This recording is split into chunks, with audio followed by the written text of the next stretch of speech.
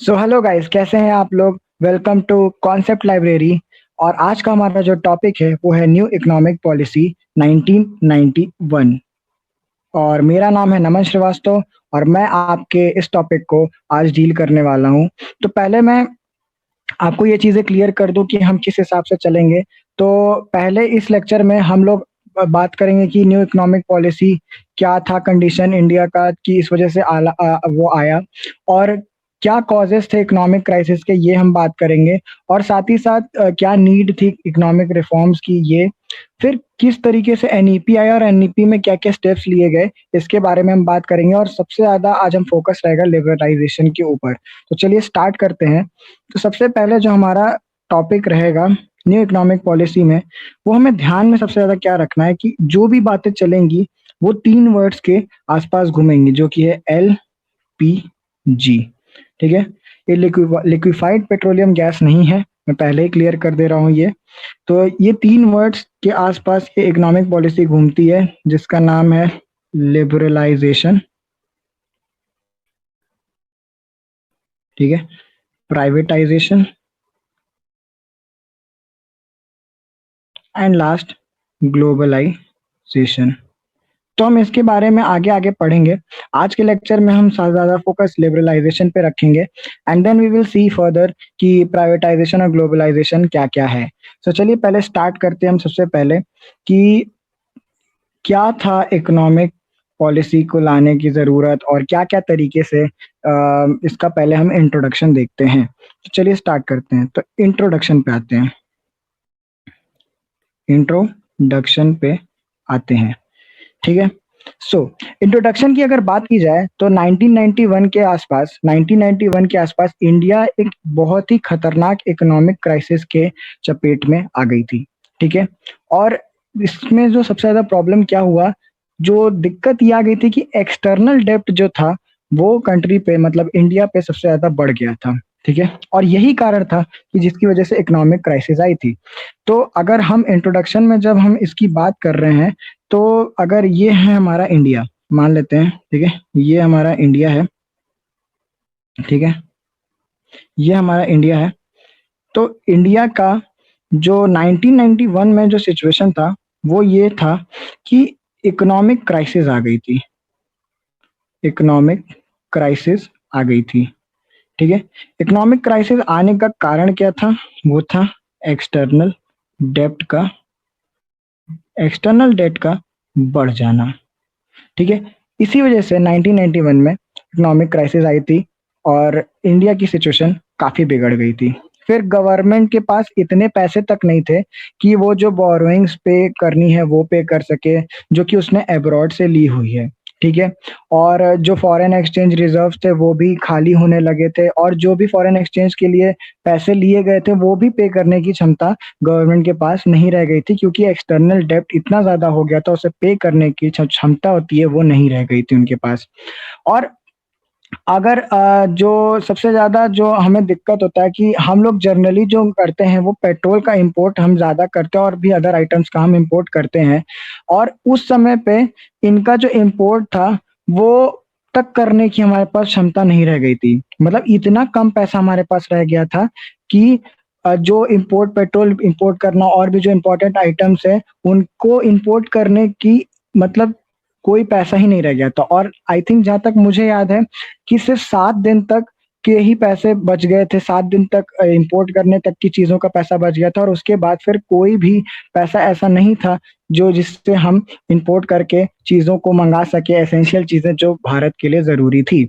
और इसी की वजह से जो एसेंशियल गुड्स थे, एसेंशियल गुड्स मतलब बेसिक गुड्स, मतलब खाना-पीना से रिलेटेड, पेट्रोल हो गया, ये सारी चीज़ें जो थी, वो उनकी प्राइस हाई होने लगी थी। तो ये सब चीज़ों की वजह से जो गवर्नमेंट थी उसको new set of policy measures लाने की ज़रूरत पड़ी, और उन्होंने कुछ डेवलपमेंट स्ट्रैटेजीज़ की तरफ अपना रुख किया। तो जो अभी हमने इंट्रो में क्या-क्या सीखा, इंट्रो में हमने क्या-क्या सीखा कि 1991 में इकोनॉमिक क्राइसिस आ गई थी, इकोनॉमिक क्राइसिस आ गई थी, ठीक है। No money was there to pay the external debts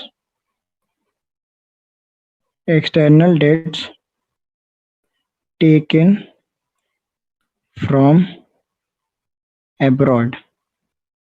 ठीक है, फॉरेक्स के लिए भी कुछ नहीं रह गया था, फॉरेक्स के लिए भी पैसे नहीं रह गए थे। फिर तीसरी बात जो है कि import of petrol, other important essential essential goods को इंपोर्ट करने का was not possible was not possible। ठीक है, पॉसिबल नहीं था। क्यों नहीं था?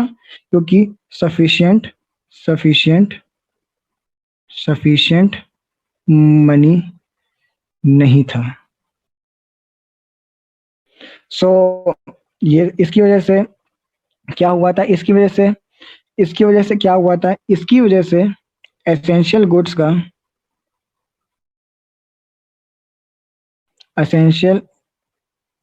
का प्राइस राइज करने लगा था। So this was all about introduction कि क्या हुआ था एक्चुअली 1991 में, जिसकी वजह से नई पॉलिसीज की तरफ रुख लेना पड़ा। अब क्या कॉजेस थे, कॉजेस मतलब क्या कारण थे, कॉजेस ऑफ इकोनॉमिक क्राइसिस। ऐसा क्या हुआ था कि इकोनॉमिक क्राइसिस आ गई? ऐसा क्या हुआ था कि इकोनॉमिक क्राइसिस आ गई? ठीक है, तो उसके बहुत सारे कारण थे। तो हम पहला जो कारण है उसकी तरफ चलते हैं। तो पहला कारण था the continued the continued the continued spending on development programs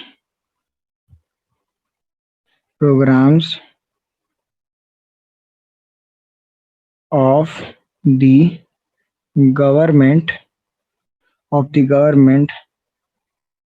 did not generate additional revenue। मतलब कि जो डेवलपमेंट प्रोग्राम गवर्नमेंट चला रही थी उस टाइम पे, उससे कुछ खास एडिशनल रेवेन्यू नहीं हो रहा था। डेवलपमेंट प्रोग्राम्स मतलब कि रूरल एरियाज को बढ़ावा देने के लिए कोई एक सेक्टर था जिसको बढ़ावा देने के लिए जो चीजें प्रोग्राम्स, डेवलपमेंट प्रोग्राम्स, स्कीम्स जो गवर्नमेंट ला रही थी, उससे किसी तरह का एडिशनल रेवेन्यू नहीं हो रहा था।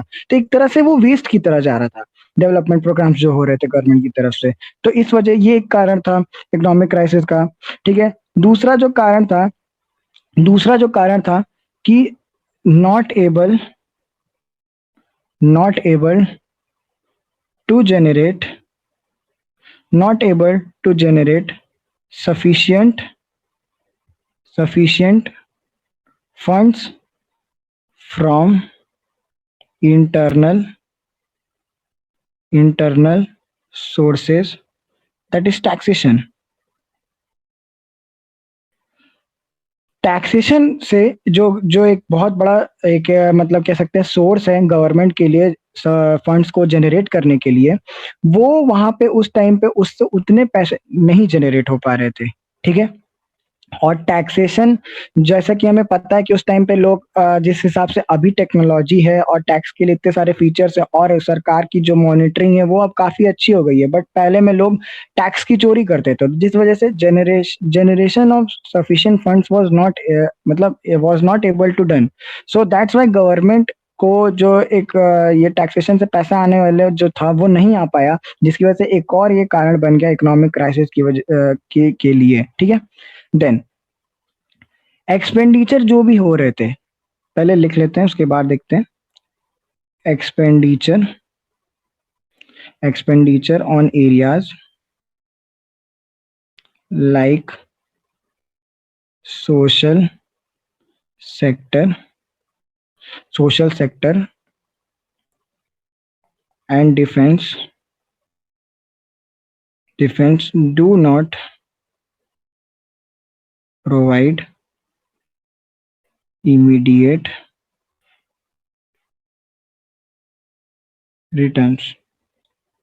मतलब कि जो भी एक्सपेंडिचर सोशल सेक्टर में किया जा रहा था या डिफेंस में किया जा रहा था सरकार की तरफ से, उससे तुरंत कोई रिटर्न नहीं दिख रहा था।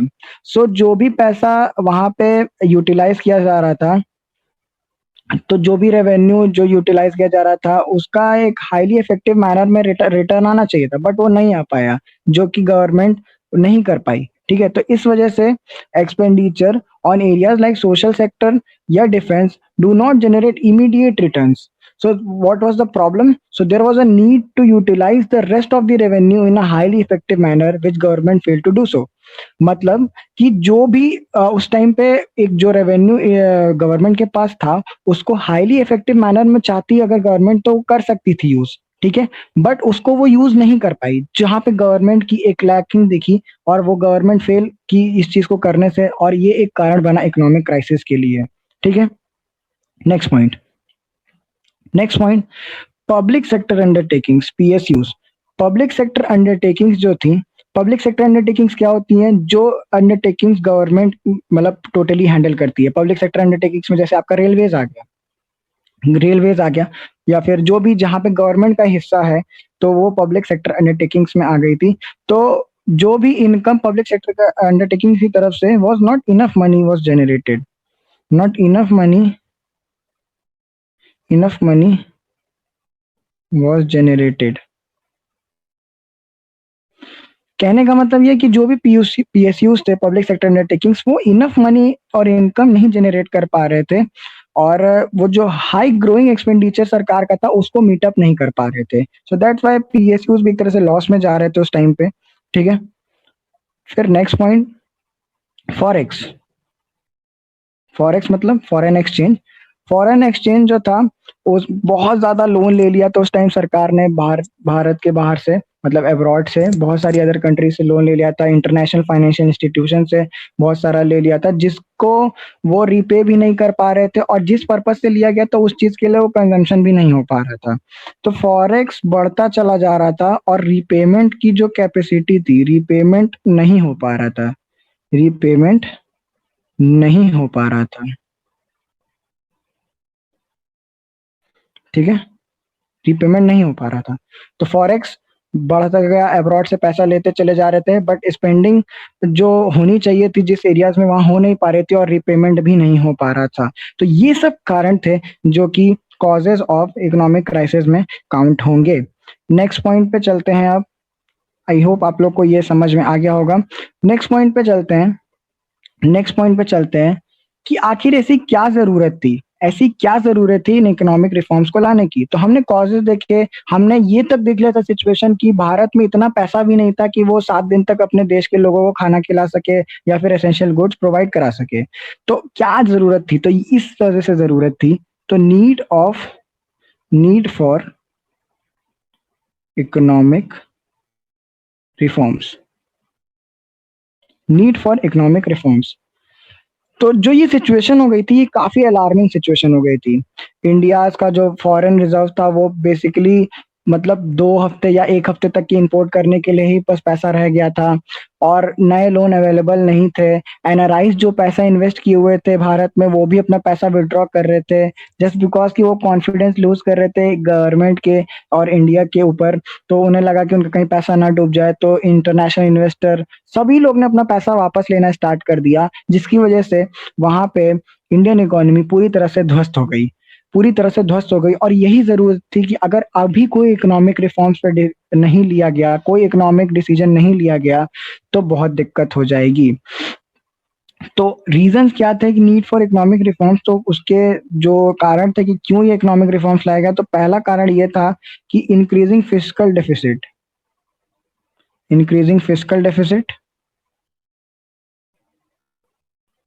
मतलब कि लोन्स की मात्रा बढ़ती जा रही थी एंड उसको रीपे करने के लिए उनके पास कुछ भी नहीं बचा था।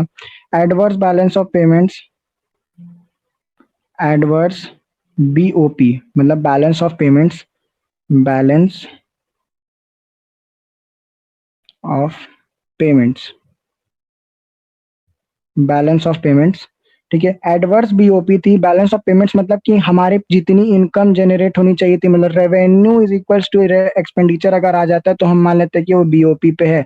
अगर रेवेन्यू ज्यादा है मतलब कि इनकम हमारी ज्यादा है तो हम मानेंगे कि हमारा बीओपी फेवरेबल था।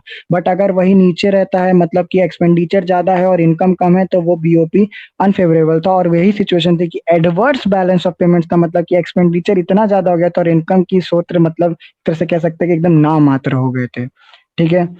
फिर गल्फ क्राइसिस भी हुई थी उसी टाइम पे, गल्फ क्राइसिस भी हुई थी। इसके बारे में आप अगर हिस्ट्री रीड करेंगे तो गल्फ क्राइसिस की काफी अच्छी हिस्ट्री है ये। देन राइज इन प्राइसेस, जैसा कि मैंने पहले भी बताया था, राइज इन प्राइसेस हो रहे थे एसेंशियल गुड्स के, ठीक है। और एक और पॉइंट जो लास्ट है कि high rate of deficit financing,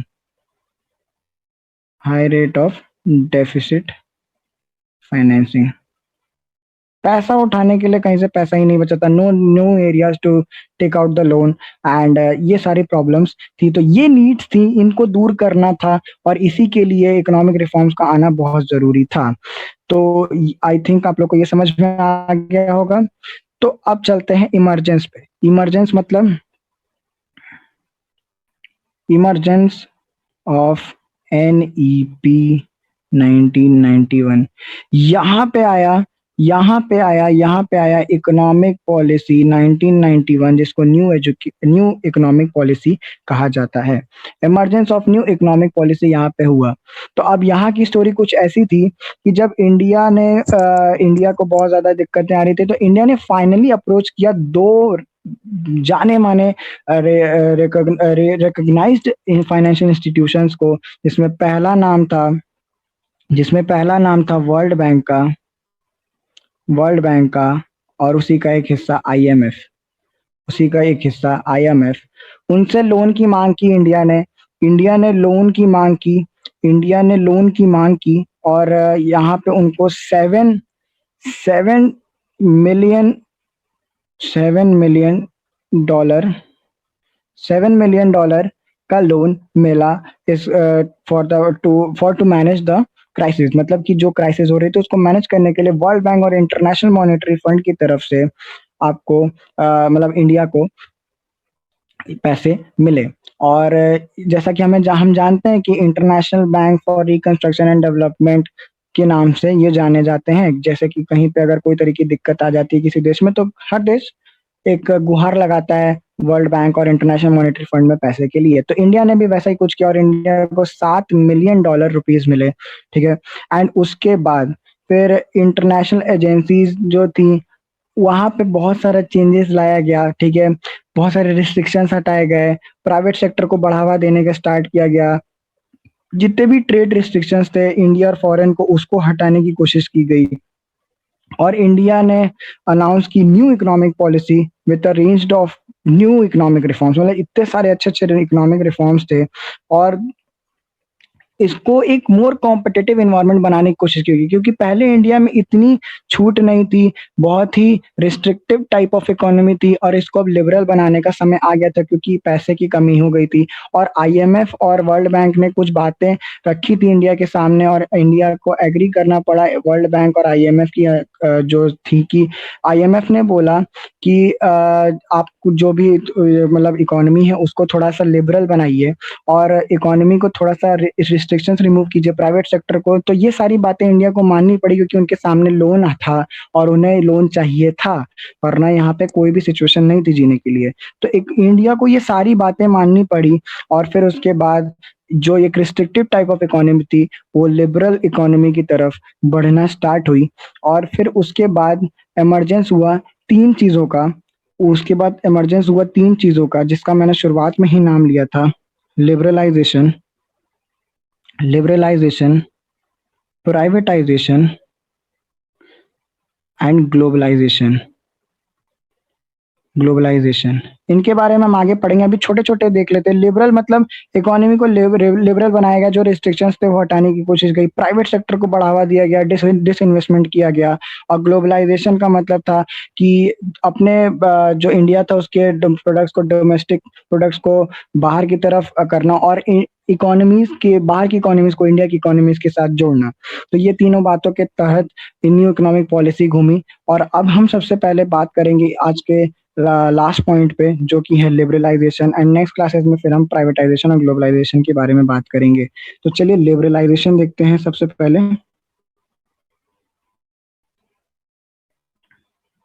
liberalisation देखते हैं।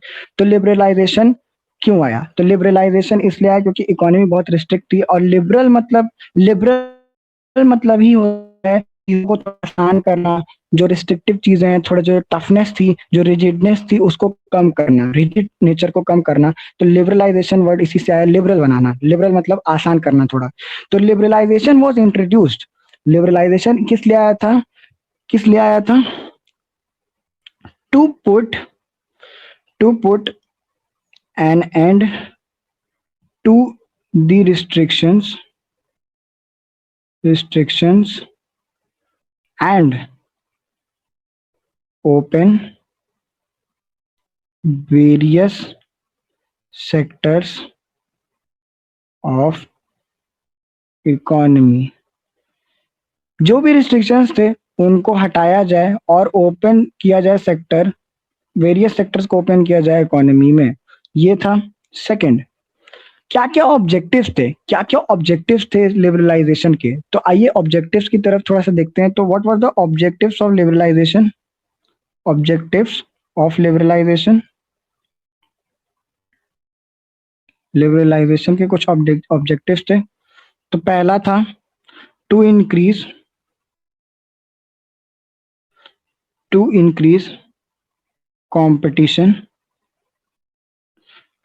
कंपटीशन among domestic industries, ठीक है। Second, to increase foreign capital formation and technology, ठीक है। थर्ड, टू डिक्रीज द डेप्ट burden of the country.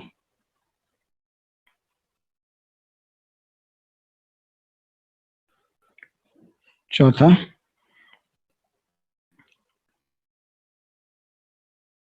to encourage export and import of goods and services. Last point, to expand the size of the market। ठीक है, तो ये सारे थे objectives. अब आइए इसको फटाफट एक बार देख लेते हैं कि ऑब्जेक्टिव्स क्या क्या थे। तो to increase the competition among domestic industries, जो डोमेस्टिक इंडस्ट्रीज है, जो यहाँ की कंपनीज थी, यहाँ की जो इंडस्ट्रीज थी, उनके बीच में कंपटीशन इंक्रीज करने के लिए लिबरलाइजेशन किया गया था। ठीक है, फिर टू इंक्रीज फॉरेन कैपिटल, यहाँ पे लोग आके इन्वेस्ट करें और उनकी टेक्नोलॉजी भी भारत में आए, इसके लिए ये हुआ था। ठीक है, तो ये एक ऑब्जेक्टिव था इसका, इसके पीछे लाने का इसको। फिर टू डिक्रीज द डेब्ट बर्डन, इंडिया के ऊपर बहुत डेब्ट था और उसको दूर करने के लिए ये इकोनॉमिक पॉलिसी लाई गई थी, और लिबरलाइजेशन उसको हेल्प कर रहा था टू सम एक्सटेंट, क्योंकि डोमेस्टिक प्रोडक्ट्स का डिमांड और प्रोडक्शन सब कुछ बढ़ रहा था। फिर to increase import and export of goods and services. Obviously liberalisation ही इसलिए किया गया था ताकि इकोनॉमी को थोड़ा ओपन किया जाए, ओपन करके उसमें एक्सपोर्ट इंपोर्ट सब कुछ हो, ताकि हमारे बनाए हुए गुड्स एक्सपोर्ट हो और बाहर से हम फिर जो हमें नेसेसरी गुड्स हैं वो हम इंपोर्ट कर सकें और अपने देश के लोगों को अवेलेबल करा सकें। फिर expand the size of market, exactly. लोग जब लिबरल करेंगे चीज़ों को, इकोनॉमी को ओपन करेंगे, तो लोग बाहर से आके इन्वेस्ट करेंगे तो हमारी इकोनॉमी जो है वो मार्केट बढ़ेगा तो इसका साइज एक्सपैंड होगा और उससे बहुत फायदे होंगे। ठीक है। फिर लिबरलाइजेशन के बहुत सारे रिफॉर्म्स है, तो दो चार रिफॉर्म्स जो है वो हम चलिए फटाफट देख लेते हैं। तो पहला रिफॉर्म जो था, पहले हम इसको चार्ट फॉर्म में दे बना लेते हैं ताकि ये याद करने में इजी रहे। तो लिबरलाइजेशन के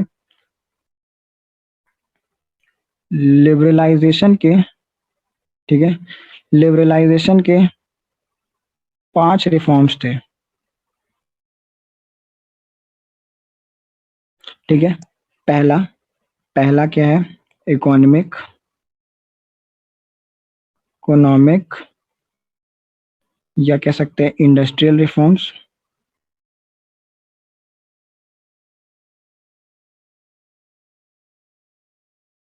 ठीक। दूसरा फाइनेंशियल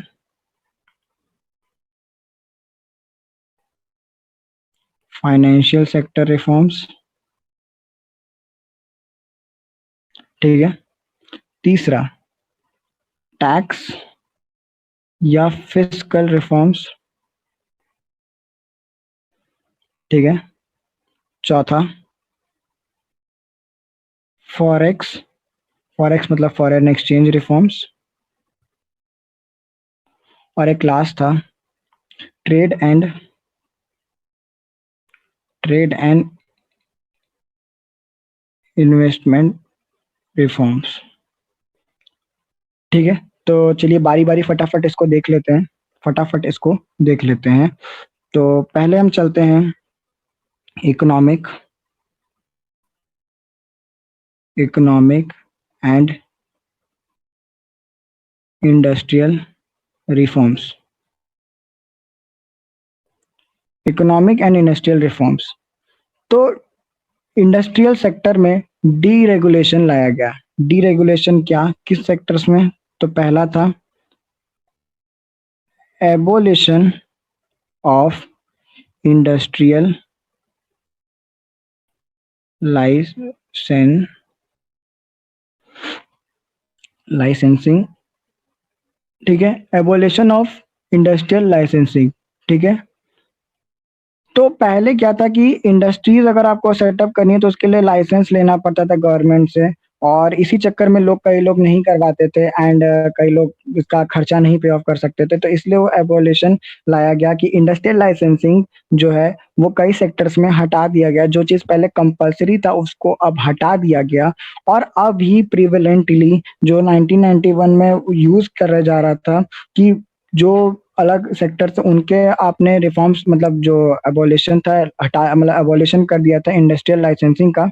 और 5 ऐसे सेक्टर थे, 5 सेक्टर या कह सकते हैं 5 ऐसी इंडस्ट्रीज थी, 5 इंडस्ट्रीज 5 इंडस्ट्रीज 5 इंडस्ट्रीज थी जिनको लाइसेंसिंग अभी भी कंपलसरी रखा गया था, जिसमें पहली थी लिकर। लिकर मतलब शराब। ठीक है। लिकर, शराब, सिगरेट्स सिगरेट्स। ठीक है। डिफेंस डिफेंस हो गया, डिफेंस इक्विपमेंट मतलब आर्म्स एंड एमुनिशंस। ठीक है। फिर इंडस्ट्रियल एक्सप्लोजन्स जो बॉम्ब वॉम्ब बनाते हैं ये सब, इंडस्ट्रियल एक्सप्लोजिव्स। और डेंजरस केमिकल्स डेंजरस केमिकल्स और कह सकते हैं and pharmaceuticals.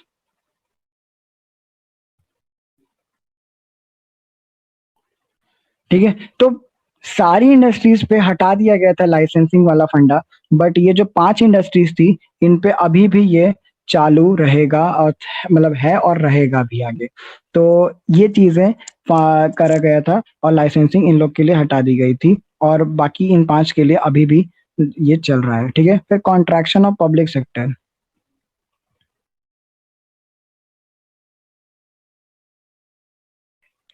Contraction of public sector. ठीक है। पहले पहले जो पब्लिक सेक्टर्स थी, पब्लिक सेक्टर अंडरटेकिंग्स या पब्लिक सेक्टर की जो इंडस्ट्रीज थी वो रिजर्व थी, उसमें 17 पहले चल रही थी, ठीक है। मतलब वॉज जब ये इकोनॉमिक पॉलिसी नहीं आई थी तो 17 इंडस्ट्रीज थी जो कि रिजर्व थी पब्लिक सेक्टर के लिए। तो उसको रिड्यूस करके 8 कर दिया गया, एंड प्रेजेंटली अगर देखा जाए तो सिर्फ तीन तीन ही रिजर्व्ड हैं सेक्टर्स, तीन ही रिजर्व्ड हैं सेक्टर्स तीन ही रिजर्व्ड हैं सेक्टर्स फॉर पब्लिक अंडरटेकिंग्स, मतलब पब्लिक सेक्टर के लिए सिर्फ तीन ही अभी तक अब रिजर्व्ड है। पहले स्टार्टिंग में 17 थी। इस पे क्वेश्चन बनता है कि before economic policy how many industries were reserved for public sector, तो 17। आफ्टर इकोनॉमिक पॉलिसी तो 8, एंड इन प्रेजेंट सिनेरियो तीन रिजर्व सेक्टर्स हैं फॉर पब्लिक अंडरटेकिंग्स और पब्लिक सेक्टर्स के लिए, जिसमें ये तीन जो हैं वो ये हैं। आप इसका नाम भी लिख सकते हैं। पहला रेलवे, दूसरा atomic energy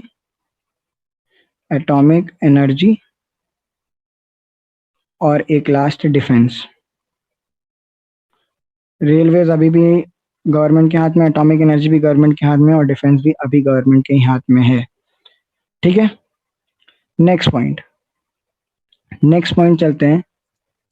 D reservation of production areas, जैसे कि SSI, पहले लिख लेते हैं पॉइंट को। D reservation of production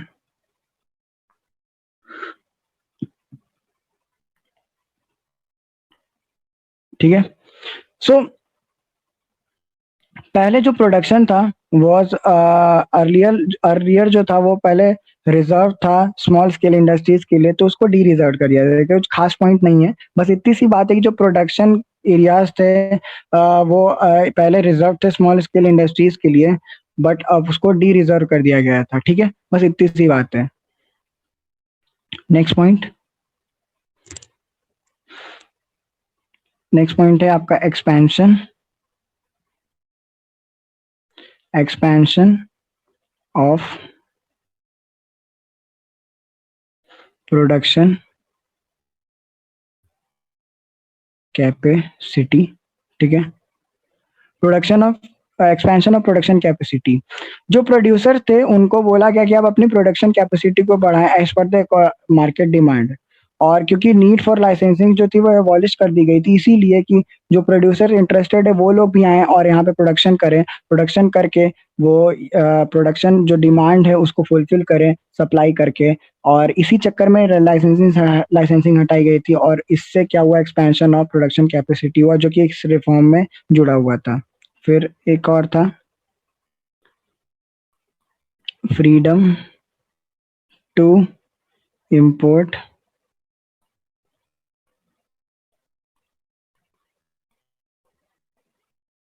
capital goods. जो भी बिजनेस या प्रोडक्शन यूनिट्स थी उनको ये फ्रीडम दिया गया था कि वो कैपिटल गुड्स को मंगा सकते। कैपिटल गुड्स मतलब वो गुड्स जो बिजनेस या फिर मैन्युफैक्चरिंग या फिर इंडस्ट्रीज के सेक्टर को इन्हांस कर सकती हैं, मतलब टेक्नोलॉजी के बेसिस पे मशीनरीज, प्लांट्स बहुत अच्छे अच्छे जो प्रोडक्शन को और फास्ट कर सकते हैं, वो सब चीज़ों को इंपोर्ट पे वो फ्रीडम दे दिया गया था कि बिजनेस और प्रोडक्शन यूनिट्स जो हैं वो इंपोर्ट करा सकती हैं कैपिटल गुड्स को to upgrade their technology for production. तो ये था आपका इकोनॉमिक रिफॉर्म्स। चलते हैं फाइनेंशियल रिफॉर्म्स की तरफ। फाइनेंशियल रिफॉर्म्स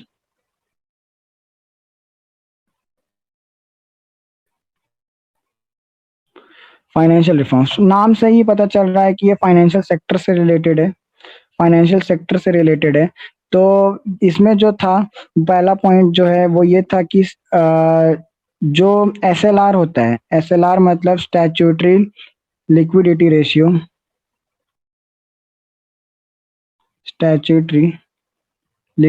रेशियो जो था, ठीक है, वो लोअर कर दिया गया था 38.5% से 38.5% टू 25%, ठीक है। ये एक MCQ के फॉर्म में पूछा जा सकता है। एसएलआर मतलब कि एक अमाउंट ऑफ जैसे कि जो टोटल डिपॉजिट होती है उसमें से कुछ अमाउंट लिक्विड के फॉर्म में बैंक्स को अपने पास रखना रहता है, तो वो एसएलआर के को काउंट किया जाता है। तो इसको रिड्यूस कर दिया गया था। जो पहले एसएलआर 38.5 था, उसको रिड्यूस करके 25% कर दिया गया था। सिंपल सी बात है। और फिर इसके बाद सीआरआर कैश रिजर्व रेशियो, ठीक है। कैश रिजर्व रेशियो जो है कि इसका जो था वो लोअर करके 15% पहले प्रेवलेंट था, चल रहा था, और इसको लोअर करके 4.1% कर दिया गया था। 4.1% कर दिया गया था कैश रिजर्व रेशियो को। ये भी बैंक से ही रिलेटेड है। अगर आप मनी बैंकिंग पढ़ेंगे तो आपको वहाँ पे इसके बारे में काफी अच्छी नॉलेज वहाँ पे हो जाएगी कि एसएलआर और सीआरआर क्या होता है, ठीक है।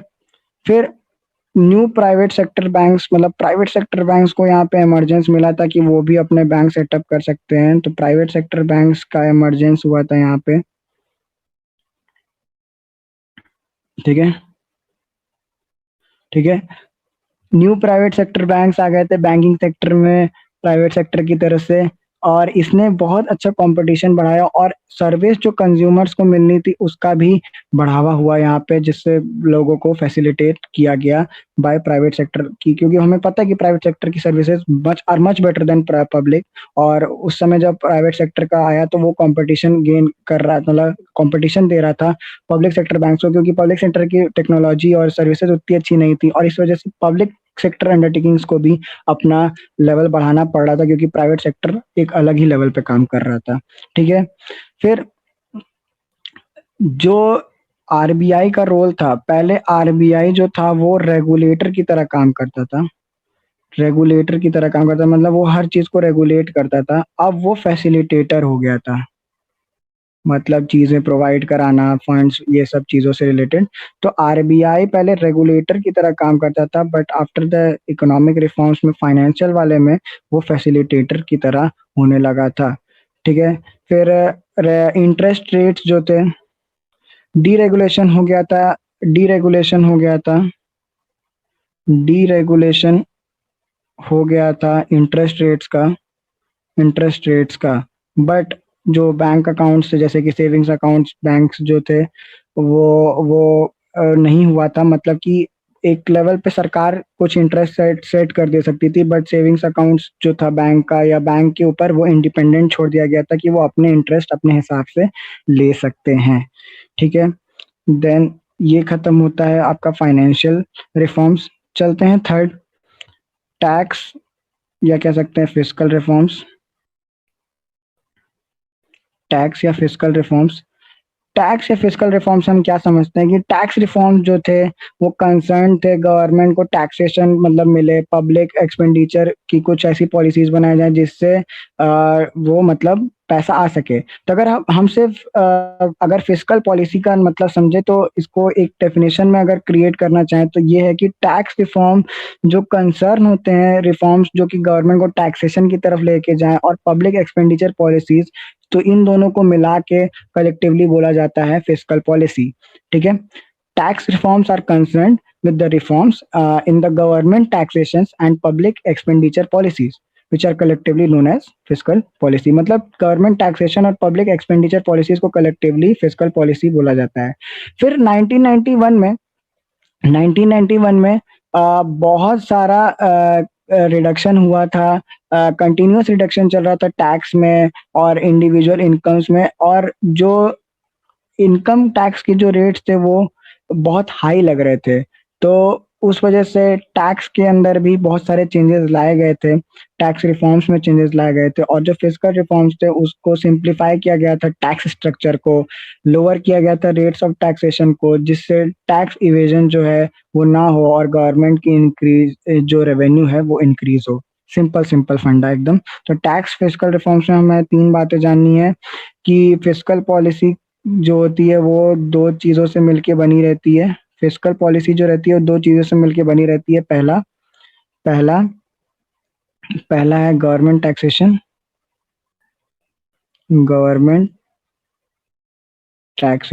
और दूसरा एक्सपेंडिचर पॉलिसीज।